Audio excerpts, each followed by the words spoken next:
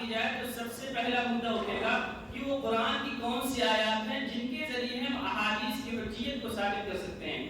تو ہمیں پہلے ان کے اعتراض کا جائزہ لینا ہوگا اور اس اعتراض کی جو بنیاد ہے اس کا جائزہ لینا ضروری ہے کہ اگر آپ ان بنیاد کو پکڑ لیں، اگر آپ ان بنیاد کے اصول جو انہوں نے گھڑے ہوئے ہیں اگر آپ نے ان پہ گرفت کر لی تو ان مسائل کو حل کرنا اور منکرین حدیث کا جواب دینا قرآن سے بہت آسان ہے.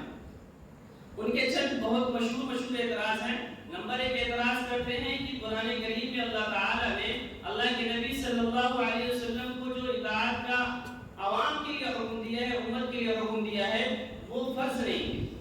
اور ایک جملہ استعمال کرتے ہیں وہ مرکزیت کا ہے، مرکزیت نظام اسلام کا ہے.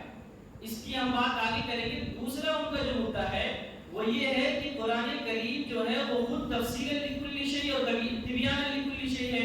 قرآن کریم میں اللہ تعالیٰ نے بہت صاف الفاظ میں ارشاد فرمایا وانزلنا علیک الکتاب تبیان لکل شیء، اور دوسری جگہ ارشاد فرمایا وفصلناہ تفصیلا وکل شیء فصلناہ تفصیلا، کہ قرآن کریم میں ساری کی ساری چیزیں آ گئی ہیں. اس کے بعد وہ ملاتے ہیں الیوم اکملت لکم دینکم واتممت علیکم نعمتی ورضیت لکم الاسلام دینا، کہ دین مکمل ہو گیا، اس میں کسی اور چیز کی ضرورت نہیں ہے.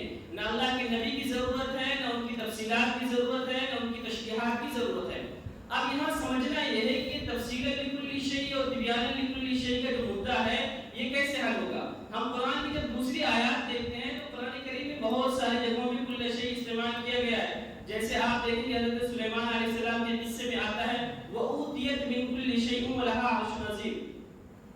ٹھیک ہے، وہاں کیا ہے کہ ہم نے ساری چیزیں اس کو دے رکھی ہیں. اب یہاں اگر من کل شیء سے وہی مراد ہے جو تفصیل لکل شیء اور تبیان لکل شیء، تو ایسا نہیں ہے. اب سمجھنا ہمیں یہ ہے کہ تبیان لکل شیء اور تفصیل لکل شیء شریعت کی نظر میں کیا ہے. کیا قرآن کریم میں وہ ساری کی ساری چیزیں موجود ہیں جو انسانی ضرورت کو پوری کرتی ہیں؟ تو ہم اس کو اگر اپنی اصطلاح میں سمجھیں تو یا تو قرآن کریم کی وہ تمام مسائل مذکور ہوں گے جو انسان کی ضرورت ہے، یا ان تمام مسائل کے اصول اور ضوابط مذکور ہوں گے جو انسان کی ضرورت ہے. نمبر 3 پہ آتا ہے کہ بعض اصول ہوں گے اور بعض مسائل ہوں گے. نمبر 4 ہے کہ سارے کے سارے مسائل ہی ذکر کر دیے جائیں، اصول سے ذکر نہ کیا جائے.